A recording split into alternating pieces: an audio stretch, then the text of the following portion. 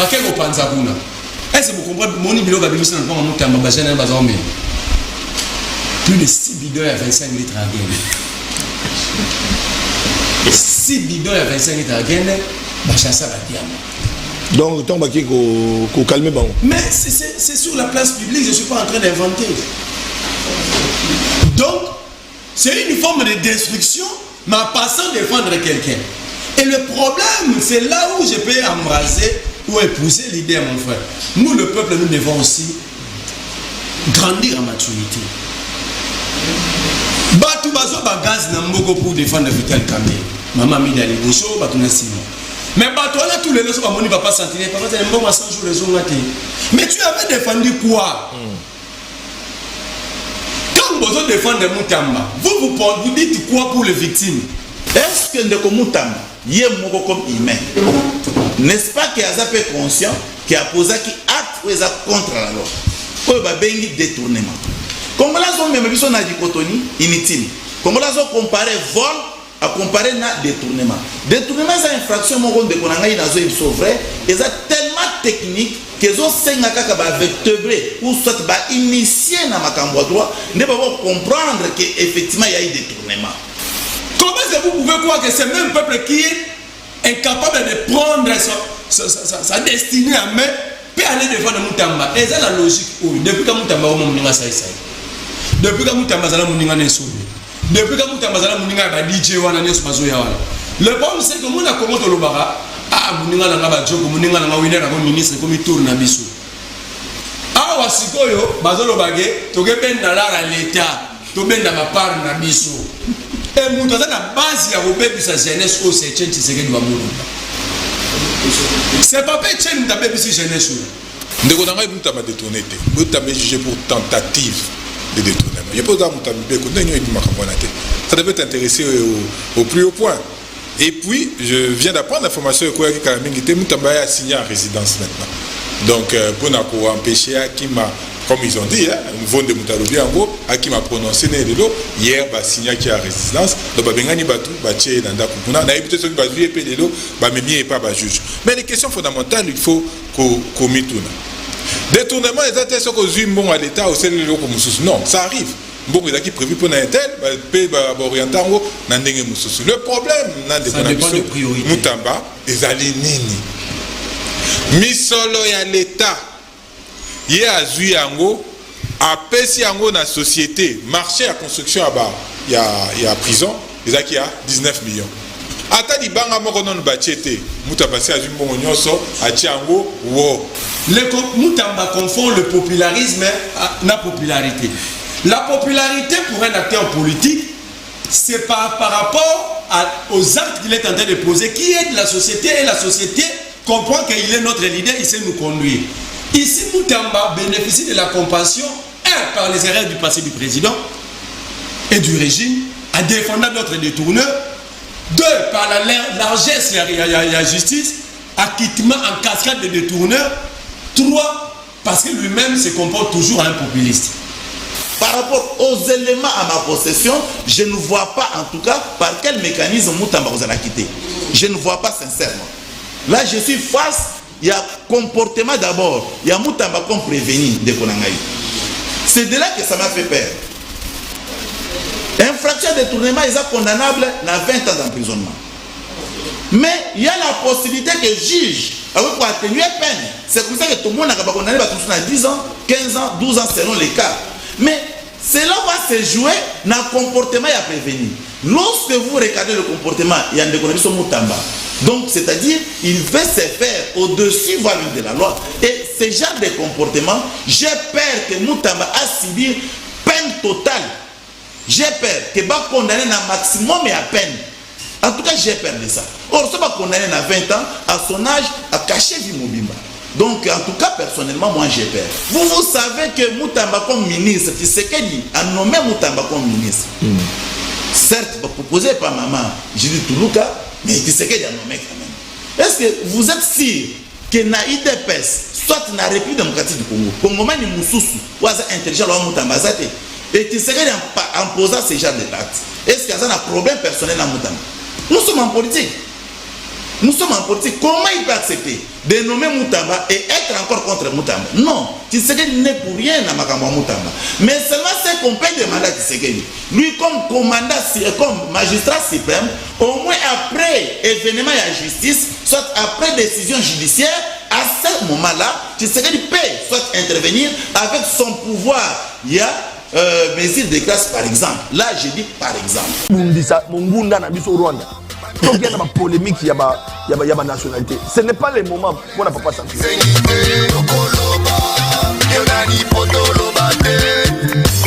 Makambozo bongate pepla sonyo kwama uluna bashege batondi na nzela misala ikeleve banda kongola banda kolela tilelo azolela boninyo leta azali monguna ya peple te bango babonga pepla nyo kwama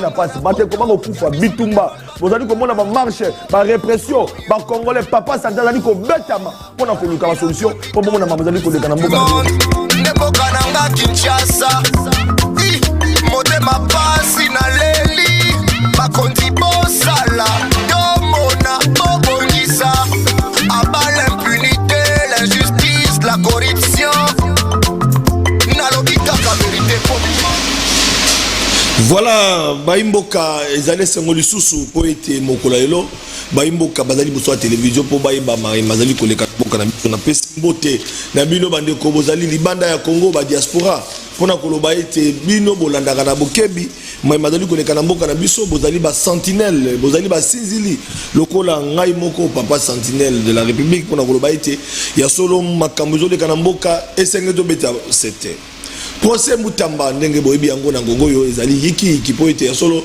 bande kona biso esengeli balanda verdict ya condamnation topé ya quittement ya mwana mboka Constant Moutamba procès lelo il se dérouler na cour de cassation ndenge na bokebi boyebi ete mingi ya kobeta 7 ezali pe sekeli ba ete pona o etali tapage nocturne mokolelo sekeli ba ete police na biso bazongisa ki otobenga ka loi selon certaines sources c'est pour que tapage nocturne même ba voisin ba comment pour réclamer et sengeli ete mapema na kimia pour ete Constant Moutamba depuis un certain moment boyebi ete a érigé veillé veillé mortuaire pour la veillé mortuaire sans bébé ça bébé mais batumaya chaque jour voilà bandeko balandi to kobeta c'était kasina otali même réunion il y a opposition to yoka mona mboka Martin Fayulu a été débarqué de l'avion à destination Afrique du Sud est-ce que c'est-à-dire surtout dans le Kuta to kobeta masolo parce que et c'est que ba réunion politique ozali ko sangisa ba yo opposition to la daki ndeli sanga to la daki ba ndeko mosusu ya opposition bango ba kokende mais lingomba politique ya Martin Fayulu jusqu'à là toyete bango ba reprendre part na réunion wana te to ko comprendre likambo bango po ete mokonza mboka pe na congrès ya Union Sacrée aleka ki pe na repé sa position na o état du gouvernement congolais mboka na biso ba ko participer te pona nini si longtemps to ko luka kimia na moniele ekolo na biso pona nini boyebiete ya solo depuis ba corps ya Washington na ba corps ya Doha makamango ekotambola société ba kongomani ba komi tout na rentrée scolaire déjà annoncé bana classe bazongaki tout monde qui ndenge le kaki mokolo ya lobi mais est-ce que ezalaki effective sur toute l'étendue de la République démocratique du Congo est-ce que ba parents bazali inquiété na ba école pona ko bengana ba fourniture scolaire tilelo to li ko beta c'était ba commerçant so ba papa sentinelle to dali la difficulté à oteka parce que to mesanaka koteka ba uniforme auprès de ba parents mais sikoyo ba école pratiquement nyoso même ba école conventionnelle catholique ba komi pe koteka ba fourniture ezala ba cahier ezala ba uniforme ba sac donc et puis comme obligatoire bande ko banandi to ko beta masolo na deux invités qui ont répondu favorablement à notre programme. À l'extrême gauche, nous avons pour le compte de l'Union Sacrée Maître Winner Kakolongo et Salimi Kolebele. À moi, on a raté à Kimi Bisso, mais les lois face au drapeau Malam. Merci beaucoup, Ndeko Flavien. Merci pour l'invitation. Certainement que Salimi Kolebele, ton monanité, Et ça, indépendamment de ma volonté, parce que na effectué avec moi mobembo moké na kati ya République, na kenda précisément na Kananga, pour que inspecter nzela on a yoka li solo, mais na tikala komona te o ba bengi ya kalama mbuji. Quand je suis arrivé, na constaté que contrairement à les réseaux sociaux, ce sont des mensonges. Nzela kalama mbuji a avancé au moins à 75%. Je crois que d'ici peu, peuple congolais va bando jouir na nzela wana, et ça sera le bonheur pour la République. Parce que malam au komona que espace Kasai, espace Bandundu, et pourquoi pas voir même Équateur ainsi de suite, na Kinshasa va bénéficier na balabala wana.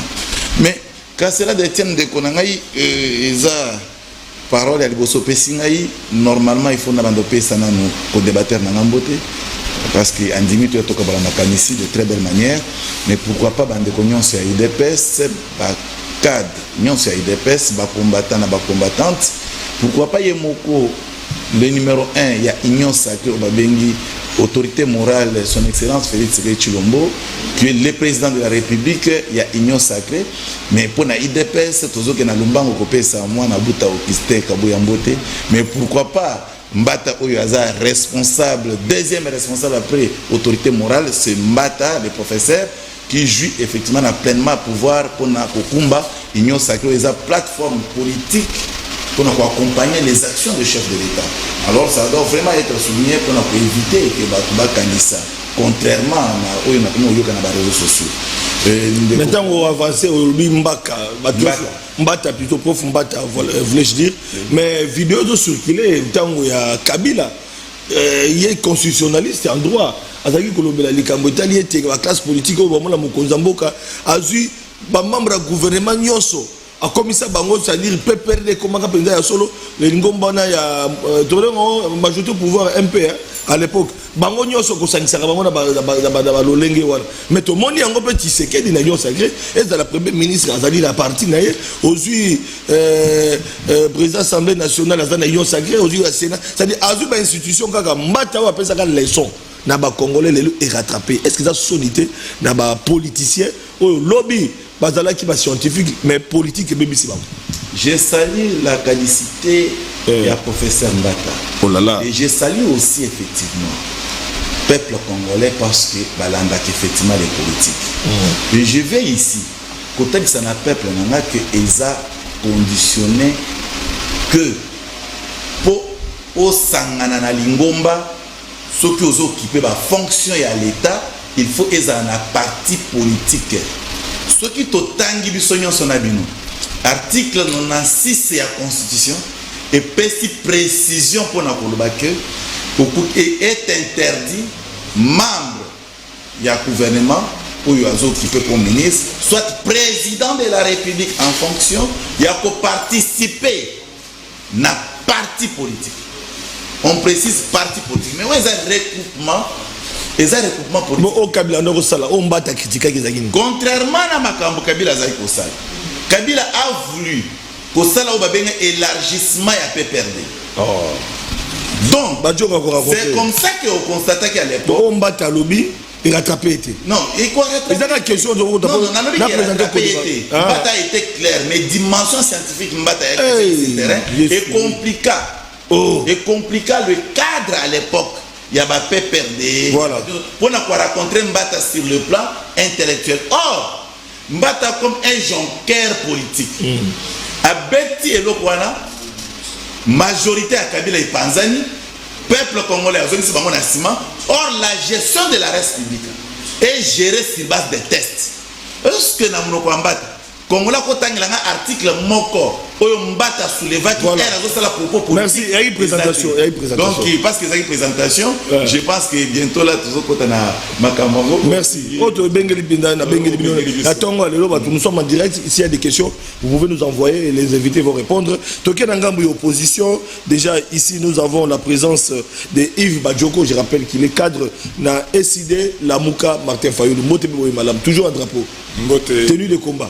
Mbote de combat, effectivement, toujours un drapeau. Na pesi mbote na Kankolongo, na pesi mbote na bandeko nanga ya Goma, ya Kishishe, ya Bukavu, ya Walikale, ya Masisi, ya Bunagana, il y a Kwamut, il y a Plateau de Bateke, il y a la République, il y a Gombe, et si il y a une insécurité, et si bango kebiso toujours bunda pona bango pour retrouver bosso mindenge et sengeli ndeko Fabien olobi makambo atina wa rentrée scolaire mais on n'en parle pas assez.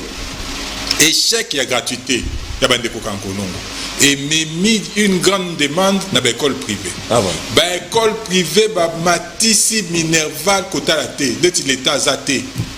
Ba matisi ba frais na ba inscription ba multiplier ba stratégie côté ka ba uniforme côté ka ba bloco tout ça au dos des parents. Neti biso mbongo ngo to lokotaka ngo neti ba parents ba lokotaka mbongo kaka destiné à ofutaka ba Minerval. C'est extrêmement dramatique et c'est mboka et kambamité ndenge na lobaka la République est dans la rue.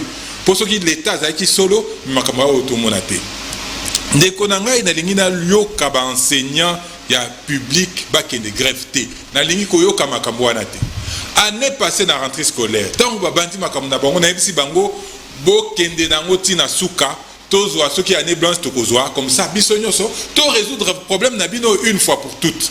Ba yo kelinga ité bango ba bande les classes. Ba yo bien que l'état abuba bango chaque année ba zonga classe année lingo banda susu au préavis maintenant ça grève té to lingi to ka bloko wana té parce que ba syndicat ya ba enseignant baza inconscient et je pèse bien mes mots sinon année prochaine bah problème sous la grève non à un moment donné il faut s'arrêter trouver des solutions aux problèmes et puis avancer. On ne va pas tourner en rond et en rond sinon mbokango toro tongango mukolonini c'est ça le problème na bino bato union sacré soni zakashu na binoté maloba ya mbata ye moko emelier lelo et comme les sous-haute dimension scientifique balobaki article T bon c'est quand on a rose de babukoloana les aki ba jeu amnosa ba jeu to bandolo ba kama solo non de kunangai oui biton Nathalie de ko winner na liputa ya Félix Tshisekedi bango tout na ba mende na ba nana bio mo pape zongi winner yemo mtondo tina banzembo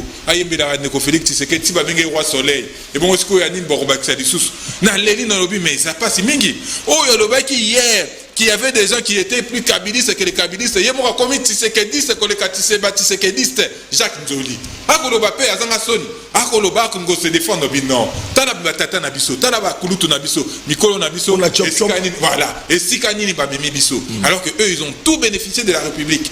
Bazo misala, batango fele, bazo misala, bazo misolo déjà mongo, boni boni komi qui s'est sous tilelo. Yango ba winner, bazo sous na ba réperté, un coup à gauche, un coup à droite, azay sous ko Irlanda, nzela mokote dikolo ya ba kulutu na biso. Voilà, merci Bandeko Balandi Bolandi on est allé Sengo parce que ils allaient débat, ils allaient makanisi. Alors le Cambo était allé procès Moutamba parce que tout le monde s'est réveillé aujourd'hui. Moutamba Bakangi, na ok Moutouso bien à 3 heures, Bakine ko fouiller et pas Moutamba Bakangi Moutamba. Non, et c'est bon, été police et Kendeki, beaucoup monde a image pour na ko pekisa makelele, ko pekisa pour être voisin, va aller réclamer aussi tapage nocturne dans Boutou, et que la police était allée mettre de l'ordre. Jusque là, c'est les informations à notre possession. Et le procès Moutamba, nous attendons dans suite du verdict pour la sous-sortie de l'acquittement à Moutamba, de la condamnation à Moutamba au regard. Il y a situation aux États-Unis. Alors, Maître Winner Kakolongo, tout le monde attend aujourd'hui. Est-ce que la justice, dengue procès à Moutamba, bien qu'ils aient en justice, mais du point de vue politique, est-ce qu'il n'y a pas la main noire? Est-ce qu'on veut nuire à la jeunesse aujourd'hui? Parce que la jeunesse, ils ont matin, et qui va vieillir, justice, juriste. Merci beaucoup de Flavien. Avec votre autorisation, on a évité son hasard à combien de minutes on a géré 5 minutes. 5 minutes, merci beaucoup. Mais beaucoup en 5 minutes, pour permettre avec autorisation à peuple, mais c'est mon moment qui n'a on de Yves Badio Kaouti personnellement, n'a pas de Yves Badio. Parce que à chaque fois, à poser à Kabajalon, mais il y a une réponse. Je comprends que attaquer ce qu'on a pour la façon toujours gérer la République, na compatiment ou soit na département et enseignement, précisément na école, classe et consort, ils ont mal à moitié. Mais aïe sous Senga et n'a pas enseigné que trêve parce que bazo fondé république. Non, effectivement mon frère, ici il s'agit de la république. Peu importe les conditions, nous sommes obligés il y a côté les mélanions sur les autres canamabé pour république et à lobby. Il y a yon anaï et la meilleure. Tala les loups. Bazo manipuler peuple na biso d'une manière un peu incroyable. Pourquoi? Parce que là c'est à Malonga Batangati. L'autre fois, moi j'avais demandé à micro qu'il faut que ça soit professionnel. Non, j'avais pensé qu'à un certain niveau, il qui pouvoir, Sika, il y a un mandat, il y a Liboso, et à ça qui m'avait été quand même. Il avait montré de quoi il était capable. Mais ici, je suis persuadé qu'avec présence, il y a Ndeko Kaza, Adjoint et Yamalou, ils vont travailler ensemble pour essayer que gratuité d'enseignement et zongela nandenge tokanisaki. Mais les actes qui n'honorent pas la République, je suis aussi obligé de condamner. Par exemple, obligation imposée à nos parents, bafuta minerval premier trimestre avant que bana bazo en classe, surnommant confirmation. Là moi aussi je ne suis pas d'accord avec ça. Donc ça ne veut pas dire que ce qui acte la République et que cela démontre la défaillance de la République. Non, la République nous appartient nous deux. Donc c'est-à-dire vous pouvez se calmer. Mais à ce qui concerne Ndeko Moutamba, d'abord Ndeko Flavien, nous sommes d'accord que Ndeko Moutamba c'est un acteur politique dans la République démocratique du Congo où il y a un négligé, ça c'est de un. Et en plus, à outil la ministre, il y a justice. À Simbaki justice na maboko, Congolais moko yebi, est-ce que Moutamba na justice à Salaki Moussala Malam, to à Salaki Moussala Malam. Ce qui Moutamba Salaki Moussala Malam, Congolais place baza bazo juger. Mais ngai naza professionnel, il y a makambo oyo ebengami ya mibe. Nga nazota la mibe ba condamner Moutamba, ba quitter Moutamba personnellement. Est-ce qu'il est innocent jusque là? Parce que justice est 4. Mais population de Mituna, jeunesse pas marginalisée. Nazo lingana apaiser peuple. Voilà. Et ce qui est compliqué, ils ont constaté que na kati ya peuple na biso, le plupart des humains na kati ba nous se comporter le lenge ya malamuté. Parce que bazolinga bakoma banyosoloki maman ateka kama tembele so ok na wenzozo kuta zoleta biso ba Moutamba bazolinga condamner Moutamba comme Moutamba. Voilà. Maman oyo azana zando na minito azotekela biso bilamba ya bana classe azobeta biso ba Moutamba ki république eza Moutamba bezo condamner Moutamba. Batailleur bazotonga bilamba bamete biso bazolinga ba condamner Moutamba. Finalement musala oyo ya justice et commis ya batu nyonso, c'est ça des questions qu'on doit effectivement se poser. Ndeko Flavien nazana posa ya kosenga condamnation ya Moutamba ni moins acquittement ya Moutamba mais nazotika na ba fait. Est-ce que Ndeko Moutamba yé moko comme humain, n'est-ce pas qu'il a peu conscient qu'il a posé qui acte ou est contre la loi ou ba bengi détournement. Comme là on même biso na dichotomie inutile. Comme là on comparer vol à comparer na détournement. Détournement c'est infraction moko de konanga ina zo biso vrai, et ça tellement technique que zo senga kaka ba vertébré ou soit ba initier na makambo droit, ne pas comprendre que effectivement il y a eu détournement. Ce que vous avez initié, il est difficile. Mais dans des termes simples, parce que nous avons un plateau pour gérer mes minutes, dans des termes simples, il faut qu'on note que détournement est simple le fait que Moutamba, Azumbo est dénominé. Il y a des gens qui sont victimes, jadis, Azu a affecté un makambo qui est destiné à un. Et si seulement ce point-là, c'est-à-dire que Ndeko a détourné. Le détournement ils ont 5 kakate. Après avoir détourné, aux ombons wana olia, aux ombons wana osale, là osoma mapa osoma mitukate. C'est le simple fait de déplacer la destination. Yambou. Pas l'État a surnommé toujours bambon on est par rapport il y a événement ou par rapport il y a événement. Mais une fois déjà l'argent a été surnommé, il y a des victimes, il y a des sangani, tu ne peux pas. Il faut exactement et la République. Mais nous avons vu le contraire. Moutamba non, il faut tomber en prison. Victime. Mais il faut tomber en prison. Et là, c'est déjà que vous détournez Mbongo. Attention, il peut prison solo. Toi, tu as un exemple en 2012, si je m'abuse. Il y a un gouverneur na Bandundu-Ville. Gouverneur na Bapesa Mbongo, à l'époque, pour atonga maison d'administration na Bandundu-Ville. Mais il y a Tali, na atonga maison d'administration, na atonga maison ya gouvernorat, il y a ville ya Bandundu, a jugé bon, azala libanda te, mais atonga ne fisque, maison ya ville ya Bandundu. Or, construction ya maison ya ville ya Bandundu, c'est trop cher que maison ya administration, ou bah c'est que quoi atonga. Il a dit débloquer, voire même bon, on est mais nous avons vu le monsieur condamné à l'époque pour détournement, seulement parce qu'il a respecté destination, il y a un bon côté. Il faut apaiser notre peuple. Ce qui va condamner Moutamba, c'est aussi le droit. Ce qui va acquitter, là, moi, peut-être, je vais me poser beaucoup de questions pour savoir est-ce que l'acquittement à Moutamba est vraiment logique, est-ce que c'est juridique. Mais sur le plan des droits, en tout cas, par rapport aux éléments à ma possession, je ne vois pas en tout cas par quel mécanisme Moutamba vous allez quitter. Je ne vois pas sincèrement. Là, je suis face, il y a comportement d'abord, il y a Moutamba comme prévenir de Konangaï. C'est de là que ça m'a fait peur. Infraction de détournement, ils sont condamnables à 20 ans d'emprisonnement. Mais il y a la possibilité que le juge, pour atténuer peine, c'est comme ça que tout le monde a condamné à 10 ans, 15 ans, 12 ans selon les cas. Mais cela va se jouer dans le comportement à prévenir. Lorsque vous regardez le comportement, il y a un déconnaissance Moutamba. Donc, c'est-à-dire, il veut se faire au-dessus de la loi. Et ce genre de comportement, j'ai peur que Moutamba a subi peine totale. J'ai peur qu'il va condamner un maximum et à peine. En tout cas, j'ai peur de ça. Or, ça va condamner à 20 ans, à son âge, à cacher Vimobimba.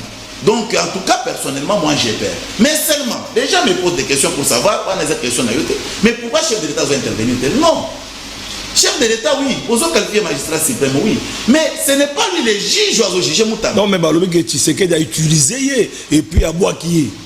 Comment il va utiliser? Ils ont opinion, nous sommes en direct. Vous savez que Moutamba comme ministre, Tshisekedi a nommé Moutamba comme ministre. Certes, proposé par maman, j'ai dit Toulouka, mais Tshisekedi a nommé quand même. Est-ce que vous êtes sûr que na IDPS, soit na République démocratique du Congo, Congo ni Moussoussou, ou intelligent ou Moutamba Zate, et Tshisekedi en posant ce genre d'actes, est-ce qu'il y a un problème personnel à Moutamba? Nous sommes en politique. Nous sommes en politique. Comment il peut accepter de nommer Moutamba et être encore contre Moutamba? Non. Tshisekedi n'est pour rien à Makambo Moutamba. Mais seulement c'est qu'on peut demander à Tshisekedi. Lui, comme commandant, comme magistrat suprême, au moins après événement et la justice, soit après décision judiciaire, à ce moment-là, Tshisekedi peut soit intervenir avec son pouvoir. Il y a mesure de grâce, par exemple. Là, je dis par exemple. Et à ce moment-là, ça passe parce que les autres venir dans le pouvoir. Mais pour l'instant, parce que le pouvoir les autres venir dans le juge, moi je suis persuadé que le juge va faire donc ici, il n'y a pas de question, il y a un problème dans Moutamba, ni moins problème dans la République. Le monsieur a volé, soit le monsieur a détourné, soit il n'a pas détourné, ça c'est au juge de nous dire ça tout de suite. Mais moi, j'ai dit aussi comme politique, l'acte posé par Moutamba, ça n'encourage pas la jeunesse. Voilà. Parce qu'il a commis des actes qui n'honorent pas la République. Merci beaucoup. Naki Nangambo, il y a opposition. Je rappelle encore que Merlin Vouvou vient de faire son entrée, bien qu'en retard. Bonjour et bienvenue. Mbote papa Sinzili Ekolo, Mbote Nandekunanga Isbadjoko na Wina Kapolongo. Merci. Bolimbisi na Bakongo Nyonso. Moi, situation familiale, santé à ma mère Bouja qui fallait retirer l'hôpital. Je pouvais même plus ne plus venir ici, mais on a honoré, on a publié. Merci beaucoup. Nalingana rebondi côté de Ronanga lobby. Nayoki la lobby, ba maman m'a tembele ba romo lo ba droit, ba maman nini. Les parents ici, vous avez passé 7 ans sans vulgariser aucune loi. Quand vous êtes au pouvoir, il faut aider le peuple à la compréhension de la gestion publique. Quand tu étudies l'attitude de la société congolaise, ça veut dire que les lois ne sont pas connues par le peuple. Ça donne l'impression que les lois sont votées que pour une catégorie. Tout ça, l'année dans ma casse, place, vous avez un atelier pour expliquer à la élite. Na makasi na yo mona bato ka sombi livre azombi loi. Ça dit il y a pas de vulgarisation. En réalité dans la société congolaise, j'ai aimé ce qu'un jour François Sepeng avait dit, il faut écrire nos lois dans nos langues pour permettre à tout citoyen à se conduire dans la société. Et le citoyen ne soit la responsable, il y a un acte à opposer. C'est pourquoi au monde a moto à Salimabe, il évite que l'eau soit condamnable. Parce qu'il ignore la loi. Or, la loi elle-même dit que personne n'est censé l'ignorer. Alors, comment va-t-on ignorer la loi sur la monté? Ça, c'est notre problème. Mais vous ne pouvez pas aussi condamner le peuple pour Maman Ndunda Lodi. Non, il est concerné, elle est concernée. Tu ne peux pas dire ça dans le plateau. D'abord, quand vous avez un solo, vous avez quand l'union sacrée chaque fois, vous l'union solo. Papa Sentinelle, dans notre moto, ils ont un organe qui travaille 24 heures sur 24 heures, ça s'appelle cerveau. Et le cerveau, il n'est pas neurologue, c'est au calquer à mon éloge, comment détruire. C'est pourquoi au monde, Aristote a la fois mathématicien, philosophe, psychologue, pédagogue, ça dit il faut éclater le cerveau. Alors, on a une capacité d'éclater le cerveau dans Bango. Si on va dire qu'on a mis 4 explications dans 4 domaines, à communion sur l'homme. Oh, Bango ne va pas besoin de ce cerveau dans Bino. C'est un conseil entre frères. Le cerveau, il met, tu ne peux pas le condamner à un seul domaine. Va chercher tout médecin, tout psychologue, tout neurologue. Donc, langage à bagnosologue, on a certains défauts, c'est vraiment. Alors, qu'est-ce qu'on doit retenir? Qu'est-ce qu'on doit retenir dans cette histoire de Moutamba? Le dossier Moutamba a agi exactement le comportement régime. On réclamait ici le détournement à Bambou Awa. Vous organisez des parlements debout pour populariser afin de défendre des détourneurs à la 10e rue. Ce que Moutamba a fait, c'est à l'image du régime. Tant que lobby est abandonné, oui. Parce que dans le passé, le président a défendu des détourneurs, père de famille, un homme sérieux, honnête. Le peuple se questionne avec raison. Le peuple se questionne par rapport à l'attitude du président vis-à-vis à d'autres détourneurs. Quand on vous disait, président, il ne peut pas s'interférer dans le Bilokoyo. C'est le président qui a orienté le peuple dans le raisonnement. Batabayi a 15 millions à l'Obérakor. Ils ont normal. Après ça, pour exemple, il y a des personnes qui ont pas de quoi à Nazal. Caméra de Bakangé 100 jours, nous avons vendu à l'Indagnon sacré. Vous avez une capacité. Mais on a fait un sud-est qui va vendre dans la maison préfabriquée. Le président Soridi, c'est un homme sérieux et honnête. La justice ne pouvant pas condamner un homme sérieux et honnête, Batikié, président de l'Assemblée nationale. Dossier forage, vous ne vous posez pas la question où sont installés les forages. Procédure en cours, le président sort, c'était père de famille. Le président a traité même la justice des réseaux sociaux parce que ce n'est pas la population qui avait interpellé Nicolas Kazadi, c'était le parquet. Le président l'a dit, non, les réseaux sociaux, vous autres j'étais, on est père de famille dans la rue.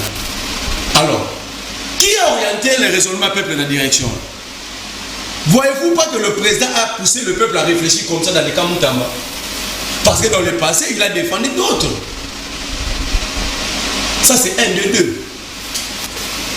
Qui a réduit? Parce que ici, Moutamba a détourné.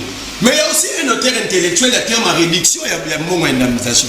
Quand Kabila, le Rwanda, avait porté plainte des pays, mais le régime Kabila contre l'Ouganda, est-ce que l'indemnisation, c'est une hauteur à 300 millions? C'est en termes de milliards de dollars. Bloqué. Le président Tshisekedi arrive. Il dit mieux vaut que sur la malade, on trouve un bon arrangement qu'un mauvais procès. Est-ce qu'il y avait encore un procès?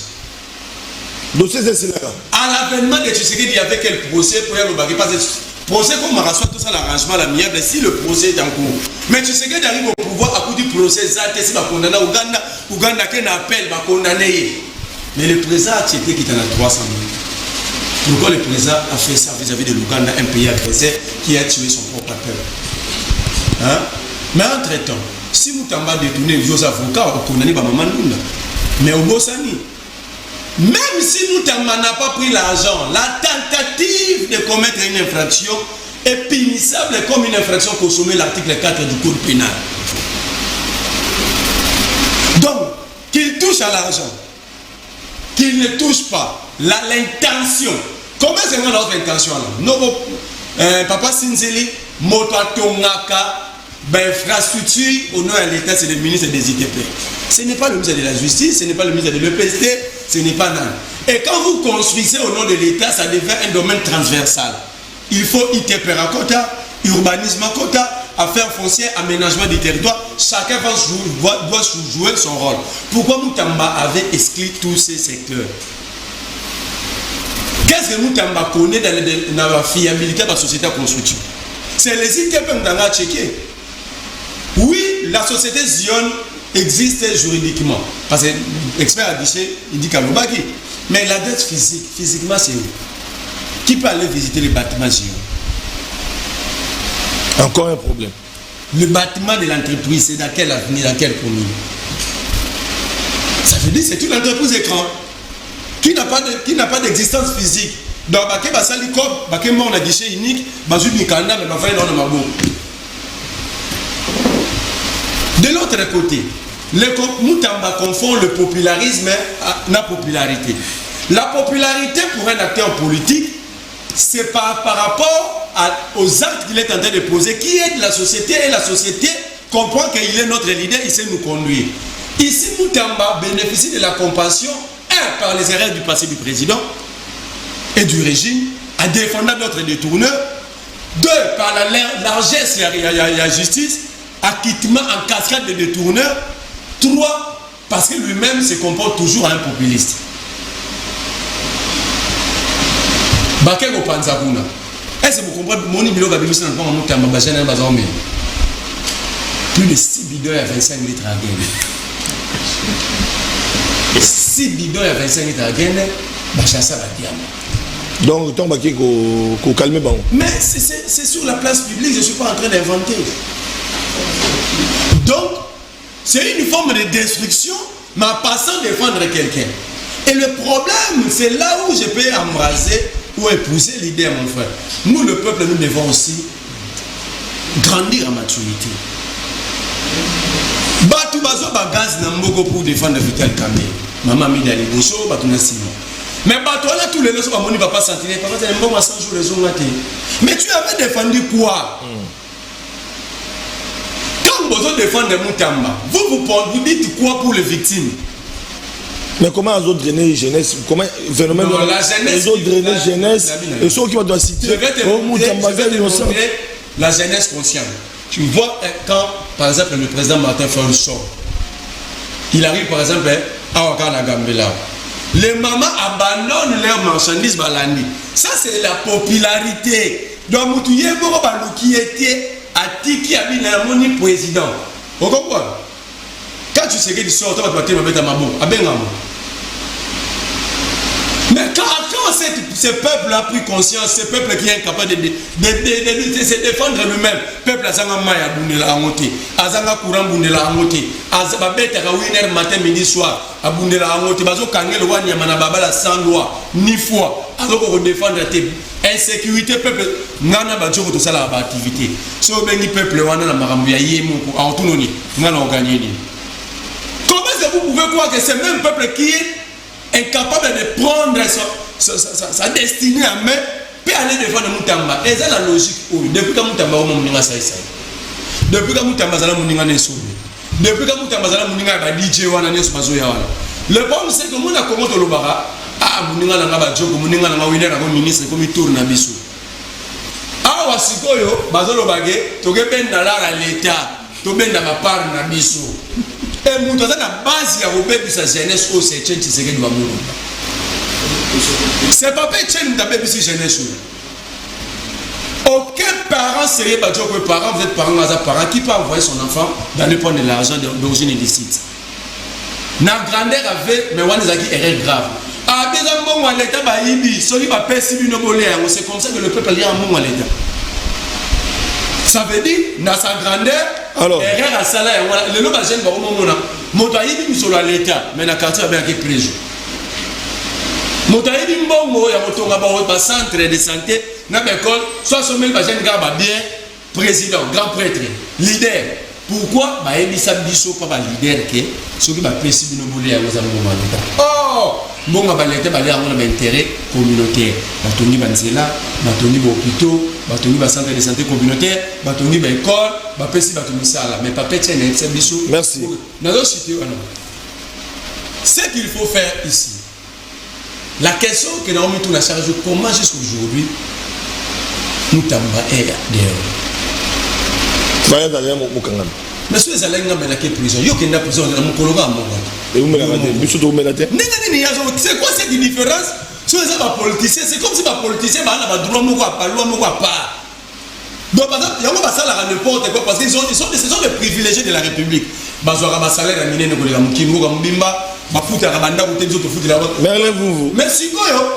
Si moi, je suis en prison. Donc, quand on a 8 heures, on a 12 heures. Mais comment nous t'ambaye d'ailleurs jusqu'aujourd'hui? Si on ne condamne pas Moutamba, nous allons conclure que la justice n'est pas malade, n'est plus malade, mais la justice est morte et ça se trouve dans une mort. Merci beaucoup, Mitterrand qui nous suit à partir de chez lui. Il salue tout le monde, merci. Mitterrand aussi. Voilà, alors, Yves Badjogo. Même question, hein, procès Moutamba. Jeunesse, Balobi, baza victime. Comment on a élève le la Moutamba qui a incarné l'espoir, mais les loyaux a commis cible et régime Tshisekedi. Donc, moi, je suis moi. Et que les loyaux, après qu'on utilise Moutamba, par contre, qu'on traque Moutamba. Mais pas dans la Mouka, besoin de la maman. Monga l'État, et bela, te, va dire que Monga l'État, il a l'État. Il faut ça, mais ça là pour batunyo so basala nini va jouer dans mon état. Na biso a kalamingité que la jeunesse ça parce que manque de repères. Bambata, Banjoli, banande ba repères, ya ba ndeko mususu ba bungisi biso ba repères. Mais revenons d'abord na ebandele à procès Moutamba. Ndeko nanga Moutamba détourné té. Moutamba jugé pour tentative de détournement. Il y a pas Moutamba ko ndenyo ibima kamwana té. Ça devait t'intéresser au plus haut point. Et puis, je viens d'apprendre l'information que Moutamba a signé en résidence maintenant. Donc, pour empêcher comme ils ont dit, une vente de Moutalobi en gros, qui m'a prononcé hier, il a signé qui a résidence. Donc, il y a juge. Mais les questions fondamentales, il faut qu'on mette tout. Détournement, les intérêts sont bon à l'État au sein de l'État. Non, ça arrive. Bon, il est prévu pour un tel, le problème, Moutamba, les alinini. Misolo ya l'État, il y a Zuyango, a Pessiango dans la société, marché à construction il y a prison, il y a 19 millions. Ata di banga moko non bachete, Moutamba c'est à Zumbo Nyonso, a Tiango, wo. Liboso ba yesa biso kezaki na compte séquestre. Mais tant que vous avez c'est que c'était des comptes courants. Un compte courant, c'est-à-dire que le mouvement est ça des mains, na minute, nyoso. Ceux qui scénarient, il faut bloquer Mbongoanate, mais peut-être les autres Mbongoanate qui na destination. Yo ni ko séparer détournement na muyibi tête de kunangai. Détournement na muyibi ezali eloko be moko. Là muyibi bisola l'état. Détournement, c'est du vol. Il y a les athées, il y a les alité. Mais c'est quoi? Moi, là où je me pose, il y a une question. Question, il y a construction, il y a la prison. Ndenge balobaki. Balobaki est le cas qui n'a conseil des ministres. Conseil des ministres, c'est dans mon continent. On commence d'abord par la première ministre. Babengaki a les Kakuna. Balobi non. Sur les. Ceux qui m'accompagnent l'État. On ne peut pas exposer la première ministre. Voilà, donc, Mama Souminoa, à l'équipe Bisso, elle est concernée. La question a été débattue au Conseil des ministres. Elle a donné tacitement son avis. Pour Tchaki Mokolotote, il y a les cas qui 10 jours, à le côté, à l'Essimassa dit remarque, c'est donner son avis tacitement. Après, si avis n'a sur la Constitution, Boni Kakabutamba, Boni Yété. Il fallait y être pas là. Mais le patron de l'exécutif. Mais le patron, si on a bangonio, c'est on va qu'il y a un conseil ministre. Les a développé. Oh, il faut pas mais normalement, si nous sommes dans un état sérieux, il ne faut pas qu'il n'y ait pas tout là. Quel est le document qui fait asseoir la décision conseil? C'est l'ordonnance du président. Ah, mais. Donc, normalement, dans un état sérieux, il ne faut pas mater. Oui, mais Ndeko, Félix Tshisekedi. Il faut pas poser la question. Je ne souhaite pas les déranger. Hollanda. Je sens tel suite. Hollanda. Babita au déranger, Babi Hollanda, Oyoka. Voilà. Donc il fallait Batouana Nyoso, Bazala, Ata enseignant, Nakata procès, passer la lumière surtout. C'est ça le problème. Nababiloko Onyos Nengo le cas, Bozo Msande Timuta Bazali victime. Na considération na bino de bossa qui n'allait passer, n'a pas père de famille, n'a pas Tumisusu, Bokomiko Bimisamutamba victime. Je ne dis pas qu'il est victime, je ne dis pas qu'il a évité. Si qu'on a la population comme oh, mais ndengeni yeba Rolandele Makasi Boy. Centre financier Nicolas Kaza de lobby a besoin de décision dans des Félix Tshisekedi toko sur la boue. Bango ba lobby ote construction comme ça là 130 millions lobby te président 130 millions équipe ebele voilà Nicolas Kaza de Zoloba. Toko ça on a 105 millions bala moko pouf lobby contre échangé. Ba pesiango entreprise on 1000 vestes construit Tilelo et Silaté. C'est ça.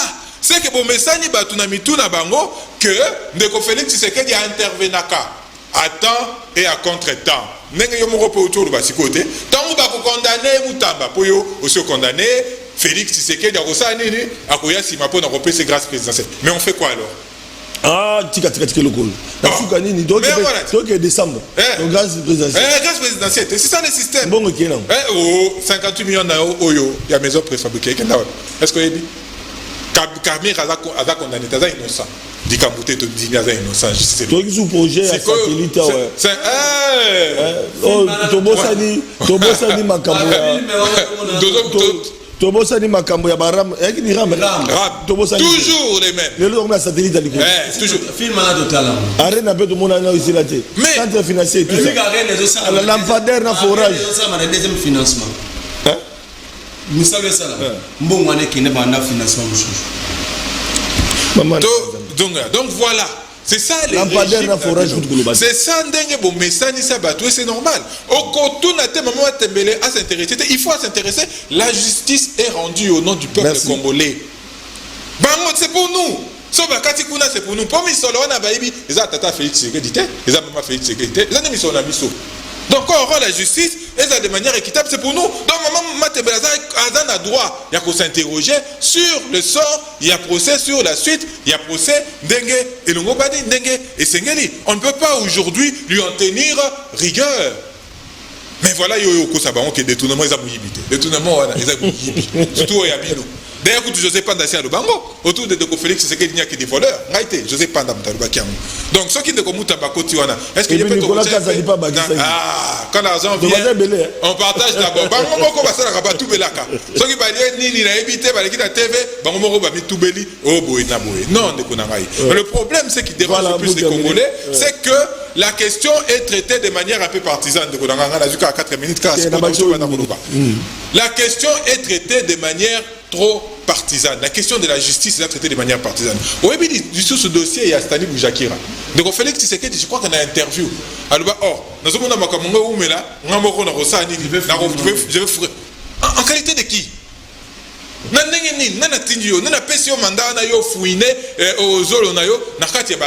Il y a justice.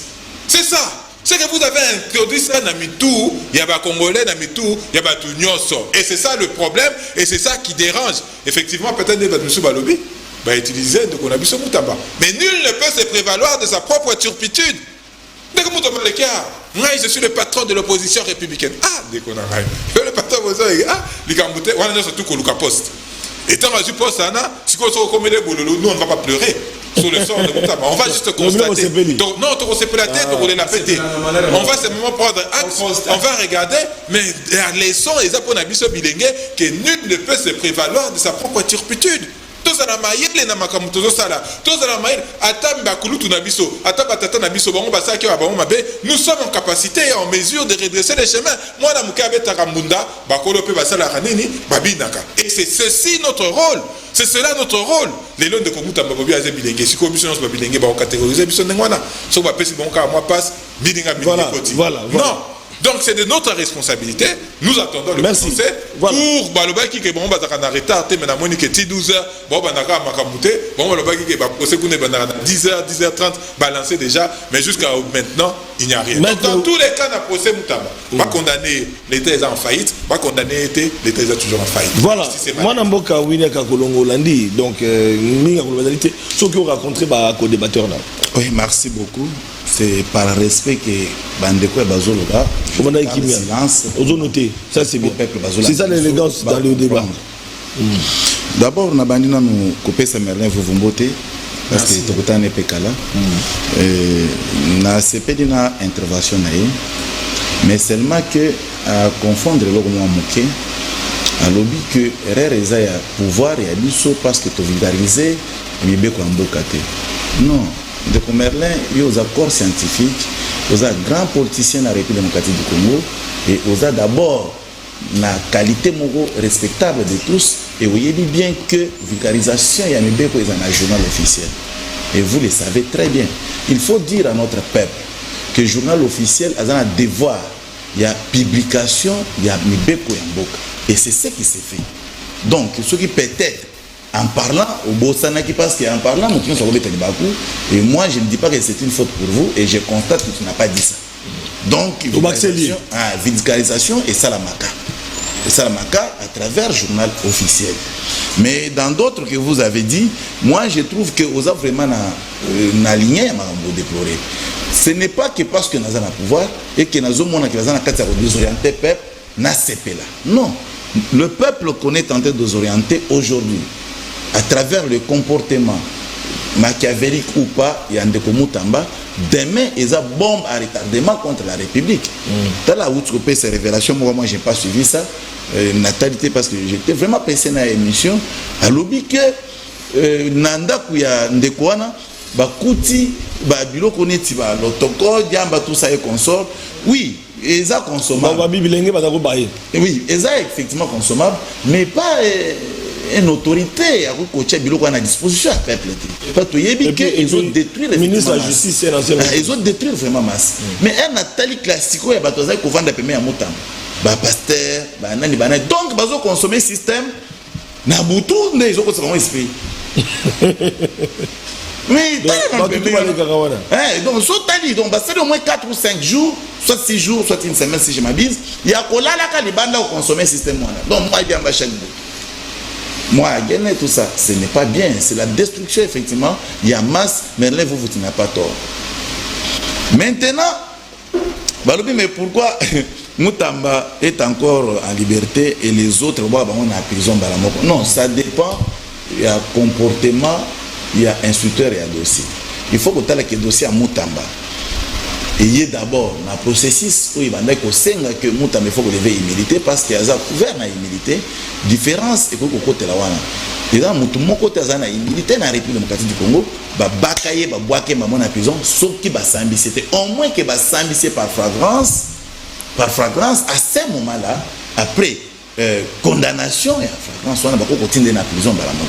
Contrairement à babiso na babino to za na humilité. Ni moins privilège à juridiction. Et ceux qui ont fait l'infraction, le ministère public a jugé bon qu'il y a cardé ou quelque part. Il va te carder facilement. Donc de ce côté là. Non, la procédure a été... Non, la procédure... Journaliste a la protection. La protection. Selon la dit. Non, personne de l'Union sacrée a protégé. Ce qui... protection à bango par rapport il y a soit humilité bazanango et par absurdité peut-être privilège aussi mais qu'à cela détienne flagrance ils ont imposé à ceux que sont commettre effectivement flagrance il faut pas ça sur les champs mais on en prison mais ba magistrat na biso dans appréciation na bango soit kangi ngai alobi atinda ngai na prison tout de suite alors que on na prison on a commettre effectivement infraction on a appréciation il y a magistrat soit ministère public selon les cas.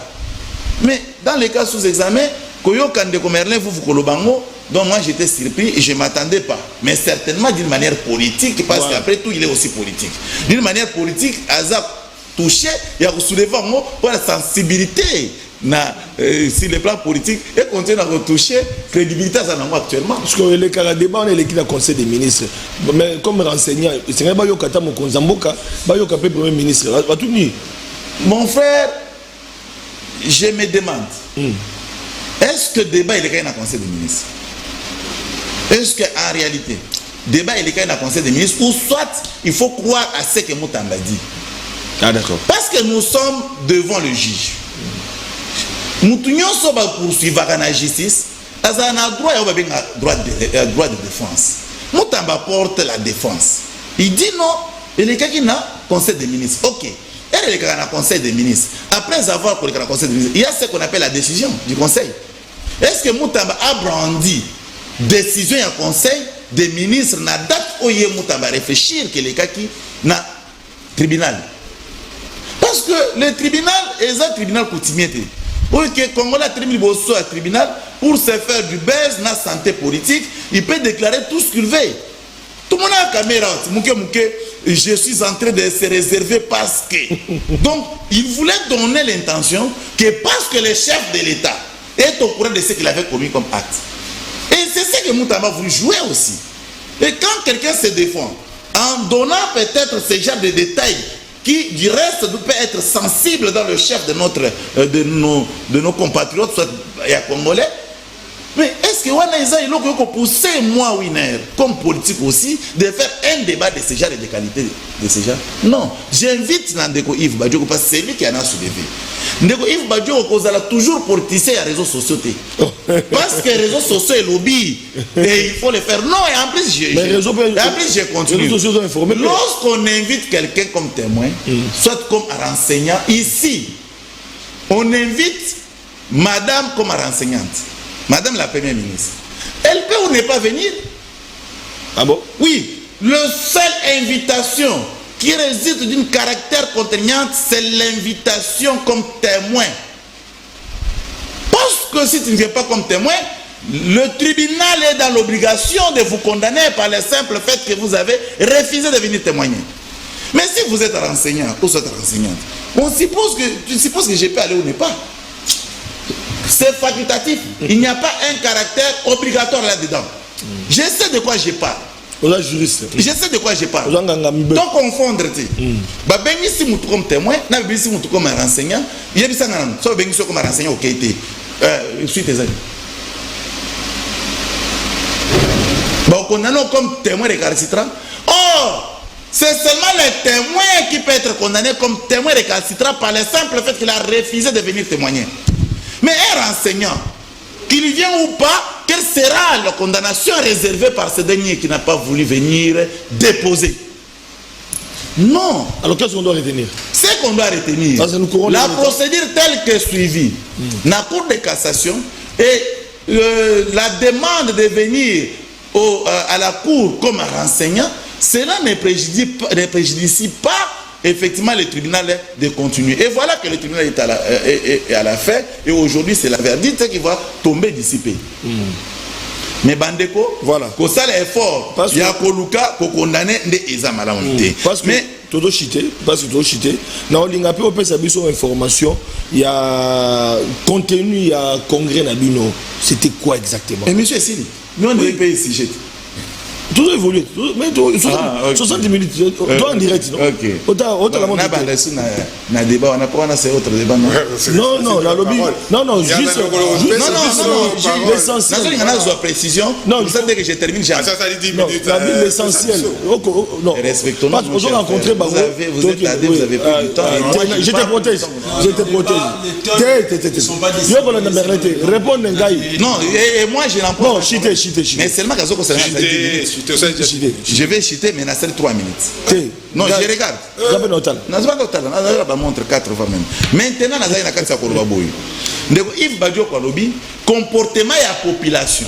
Il y a que soutenir Moutamba, c'est dit à Félix Tshisekedi. Voilà comment ça la raccordement. Donc, l'opposition. D'ailleurs, moi je vous félicite parce que vous le faites de très belle manière et vous avez les droits de le faire. C'est l'article 8 de la Constitution qui vous donne les droits. Parce qu'ici, dans mon place, ici, caractère injurieux envers l'autorité. Mais vos propos là, justement, sont des propos purement politiques. Non, Tout ça dans un plateau de télévision.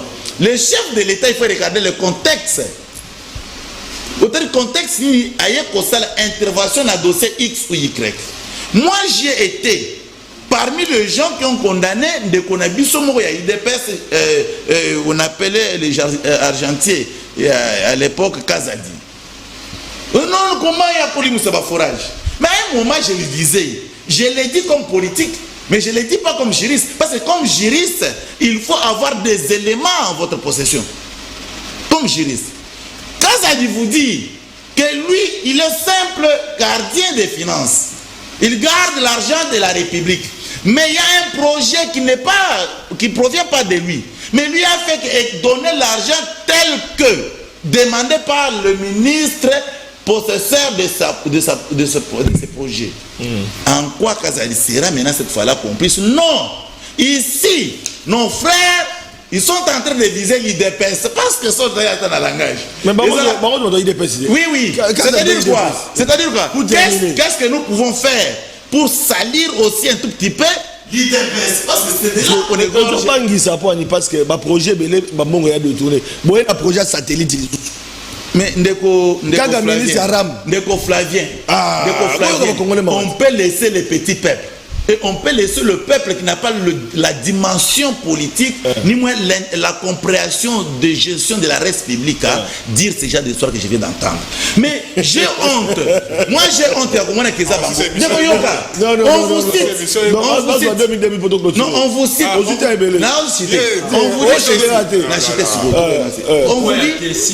On vous dit. Ok, merci. On vous dit que voilà tel va détourner forager. Mais ndeko nangai nani oyaza habilité ya kolobake tel a détourné si ce n'est que la justice. Mais est-ce que aux se substituer à la place de la justice?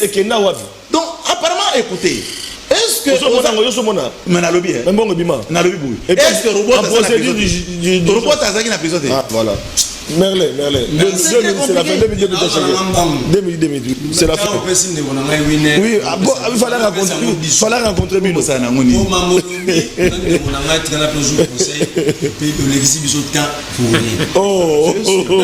est-ce que vous êtes juriste? Reste moi juriste.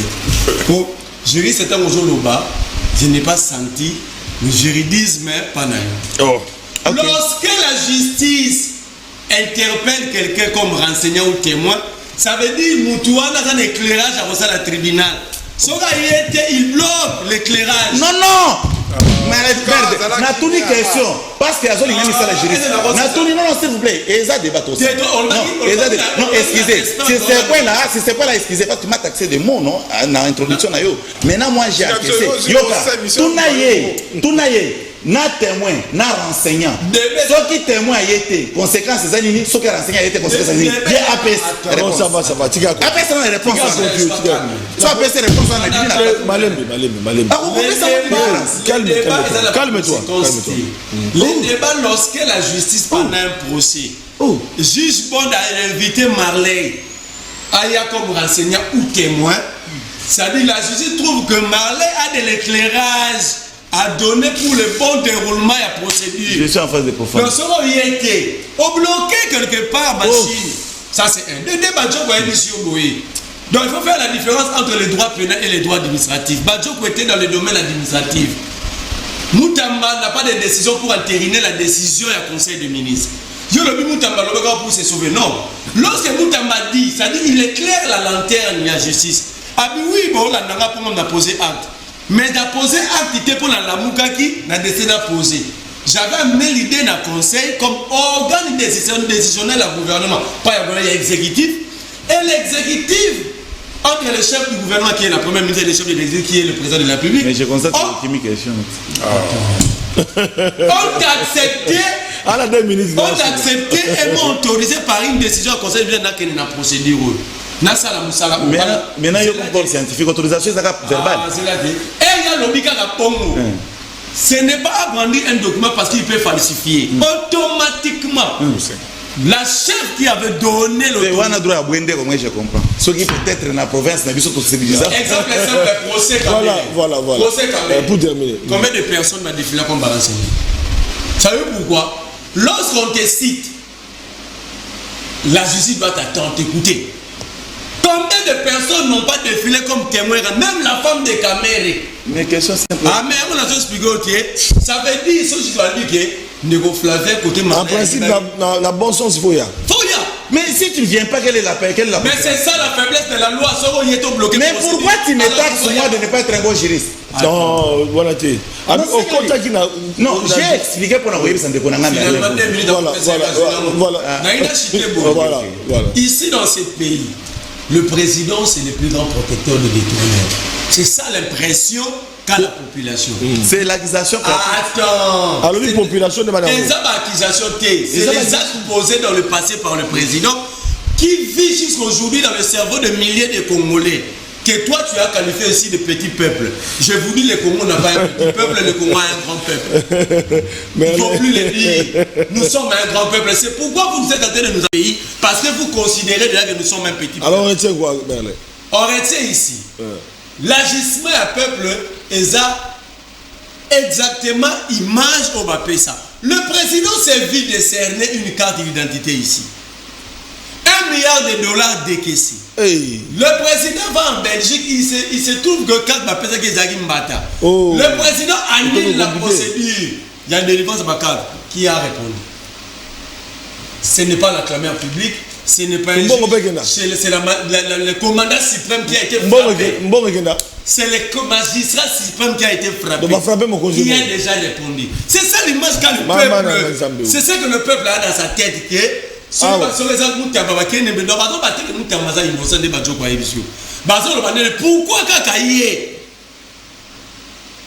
Pourquoi vous avez père de famille? Pourquoi vous avez sérieux? Pourquoi Tony moi Babato soit nana na alingeti?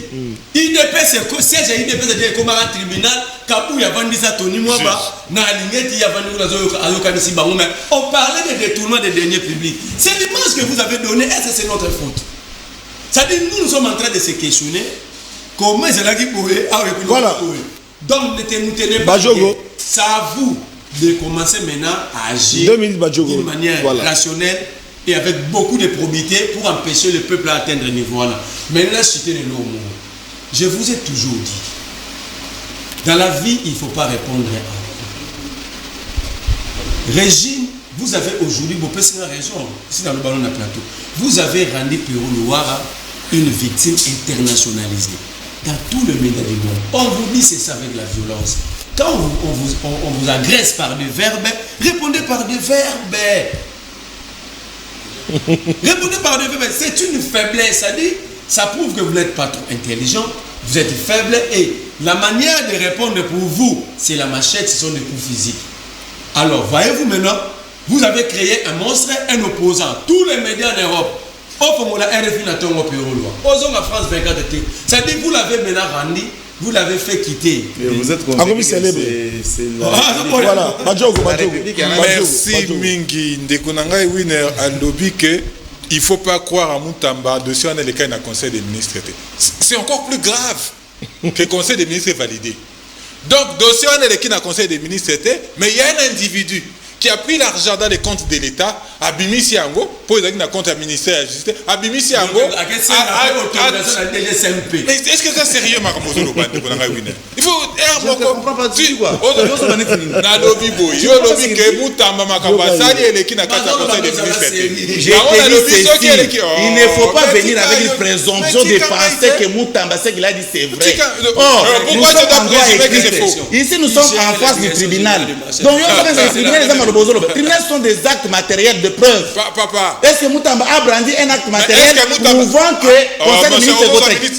Mais comment tu peux raisonner comme Moutamba? Comment tu peux raisonner comme Moutamba dans un plateau précis? Mais comment? Qui vous a dit ça pour ça? Na lobby boy. Yomoko lobby que c'est lui qui est en charge d'établir les faits des alibas juges. À l'heure nous parlons aujourd'hui, maintenant là, Moutamba n'est pas coupable.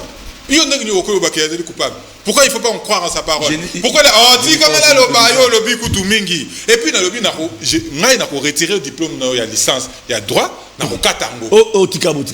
Judith Souminois était sur la liste des témoins Yamoutamba, elle a été citée comme étant témoin dans la liste naïe Bazaki Ebele, notamment ancienne ministre de la Justice, Guissaro, et ainsi de suite. Elle était bien parmi les témoins. Elle n'a pas été citée au hasard. Ni de l'obi boy. Hasard parmi les témoins.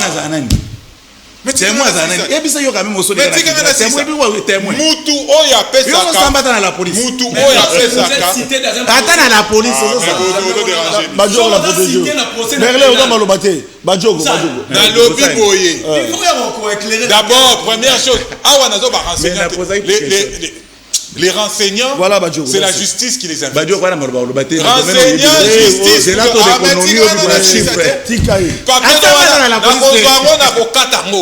que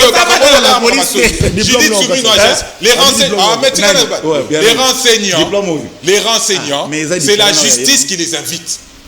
Justice, voilà pour on invite un renseignement. Témoin.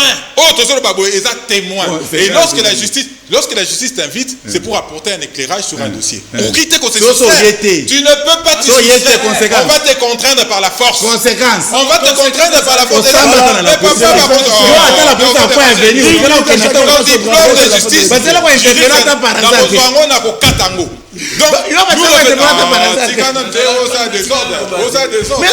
Mais moi j'étais suivi. Non, papa. Voilà. C'est pas parce qu'on est dans la TV que tu l'équipe va je dis les choses. Mais ce n'est pas correct. Tu peux être invité par la justice et tu te soustrais comme ça. La justice la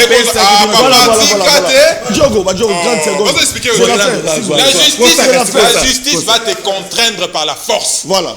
C'est ma part de tir à mais ce qu'on peut on va te contraindre par quel acte juridique? Par quel droit? C'est facultatif. Voilà, un enseignant n'est pas égal à un témoin. Je répète, un enseignant n'est pas égal à un témoin. Un enseignant peut-être Fayoul ensemble quelque part. Un enseignant n'est pas égal à un témoin. C'est ça la différence. Mais il y a un enseignant. Non, papa, écoute, c'est parce que tu parles. Écoute. Judith Soumine était témoin sur la liste. Il y a Moutamba. C'est du mensonge. Oh, mais comment tu dis? D'abord, on va dire que Moutamba est jugé pour détournement, alors qu'il est jugé pour tentative de détournement. Il y a un praticien du droit. La base même, on évité. Et bon,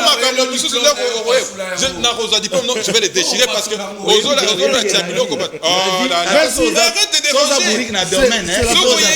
Écoute, il faut apprendre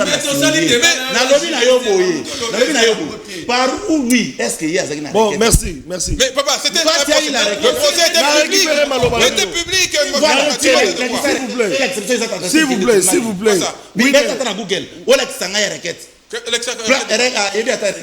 requête de quoi? Tu parles de quoi? Tu parles de quoi? On a dérangé au gars.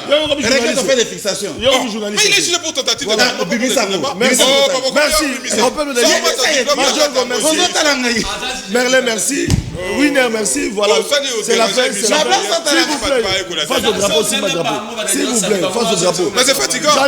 30 secondes de réalisation, s'il vous plaît. Face au drapeau. Non. Vas-y, drapeau. Voilà. Question à Souk Ezali par rapport à la situation des cas. Makambo kaka ya Kolongo yanani ya procès Mutabate. Nous sommes en crise. Le loyo Congo, tout a problème. Tozo qui est dans Washington, on a deux pour chercher des solutions. La crise persiste. Solution aux alinés.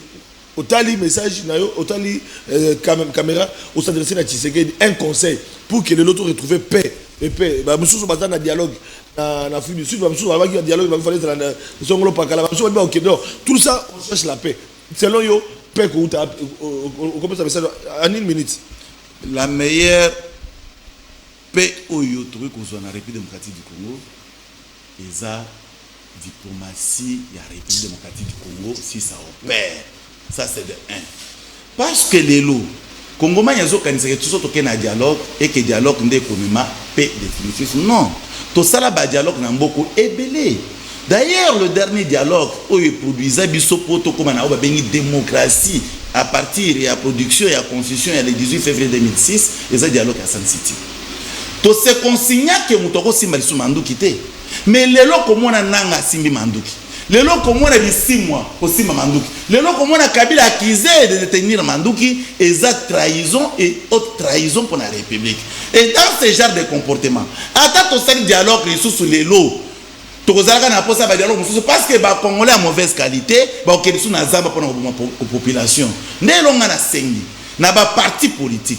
Il faut que un parti politique de vrai ou est vrai pour la compte de la République, que vous avez un parti politique avec animus negandi, il y a aucun simba li sousou mindu dialogue Senko, c'est bon. Donc dialogue Senko et que ça les matins dialogue est au chef de l'État. Il m'a convoqué pour ça pas compatriote. Pourquoi? Parce que dialogue est constitutionnel, ça c'est de 1.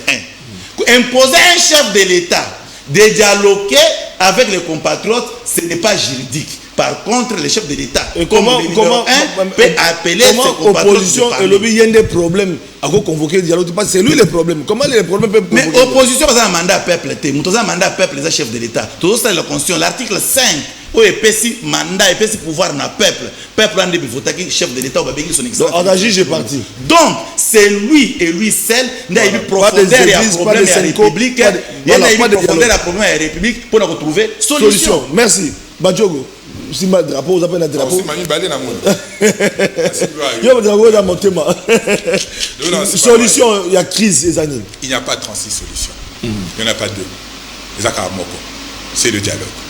Même de Félix Tshisekedi, diplomatie, c'est ça le problème avec vous. Vous nous fatiguez. Vous n'êtes pas journaliste. Vous nous fatiguez. Vous, ça adresse à Tshisekedi la mais il s'adresse maintenant à moi, à la fin de l'émission. Mais il parle, il s'adresse à moi. Ça va la protéger. Moi, je ne me suis pas adressé à moi. Voilà. Fatigue. Quand tu as la congrès na bango, de Félix Tshisekedi a lobby, je vais utiliser cet instrument qui est le dialogue pour fédérer les Congolais. Si vous êtes communicateur, il y a une sacrée base de la TV pour le Mama Kamounine. Il n'y a pas 36 solutions, il n'y a pas 2 solutions, il y a une seule solution. Et la solution, c'est le processus de Kinshasa. Il est fondamental que l'initiative de la Kili, que l'initiative Nyonso, et la moulée, et à renforcer le processus à Kinshasa pour tous un processus Moko. Donc, à Washington, vous signez un accord, ça ne porte pas de fruits. Beaucoup à Doha, c'est en train de freiner. Beaucoup initiative parce que nous, les Congolais, nous voulons démontrer que nous ne sommes pas capables de résoudre nos problèmes entre nous. Et moi, félicitations à Félix Tshisekedi. Normalement, les Congolais n'ont pas besoin de médiateurs extérieurs, de facilitateurs extérieurs. Nous pouvons nous-mêmes, en tant que Congolais, trouver des solutions à nos propres problèmes. Et on n'a pas l'avantage du temps. On n'a pas l'avantage de laxisme. Merci. Nous devons aller droit au but. Mais le problème, ici, si nous sommes dans cette situation, Félix Tshisekedi fait partie du problème. Frère Joseph Kabila fait partie du problème. Moïse Katumbi fait partie du problème. Nanga fait partie du problème. Et cela ne peut pas... Sauf Martin Fallou. Non, sauf Martin Fallou, bien sûr. Cela ne peut pas être juge et parti. Donc il est fondamental. Voilà. Sur l'acte d'appellation, il n'y a pas de problème de Félix Tshisekedi à Koya, mais on ne peut pas aller à un dialogue à la sauce Félix Tshisekedi parce qu'il fait partie du problème. Voilà, Merlin vous les sacrés. Même question, Kaka. Il n'y a pas 1000 solutions. Parce qu'ici, la symbolique qui est Bunagana, ça fait 3 ans et 3 mois et Kenda. Alors, sur le plan militaire, vous n'avez pas récupéré même une seule avenue. Sur le plan militaire, 3 ans. Attends, c'est un manga ya go maintenant pour récupérer. Ça veut dire ici la solution c'est le dialogue. On a besoin de lobby, tu sais que les constitutionnels, on ne peut pas l'imposer. Mais comment le président peut sortir du cadre légal pour convoquer le dialogue, lui-même l'a dit. Et puis, on a habilité à relever la conscience parce que ces documents étaient remis en cause par lui. Mais comment tu fais référence à un chiffon pendant que nous débattons des choses sérieuses? Il y a un des outils.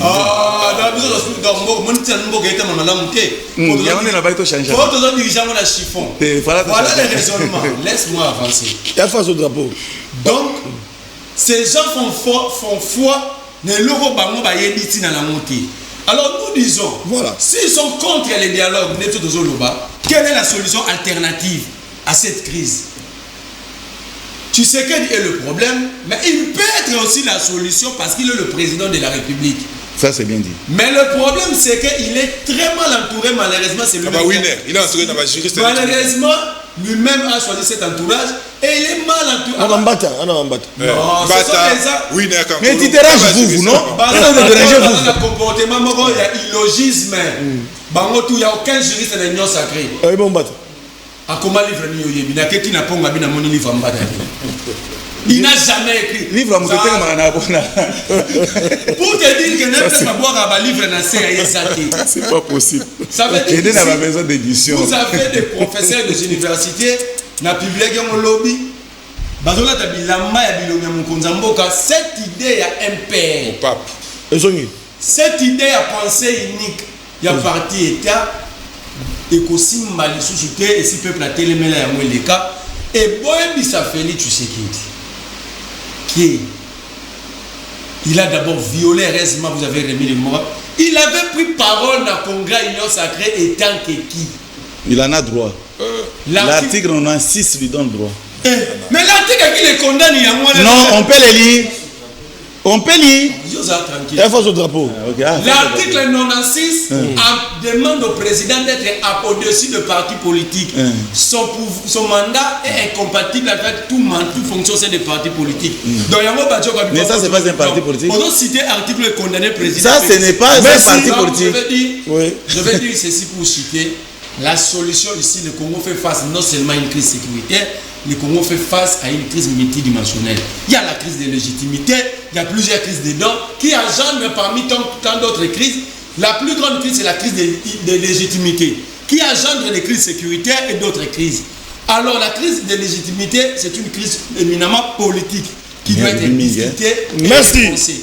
Merci Yves Majoko, cadre décidé, merci à Merlin Vouvou, merci à Maître Wina Kakolongo, parti au pouvoir, merci à Bande Konyoso, nous disons encore une fois de plus, merci à Énergie Lelo et à Merveille Toto, d'ici là portez-vous bien, excellent sur les programmes, au revoir. Au revoir. Congolais loba, peuple nini alobaka te.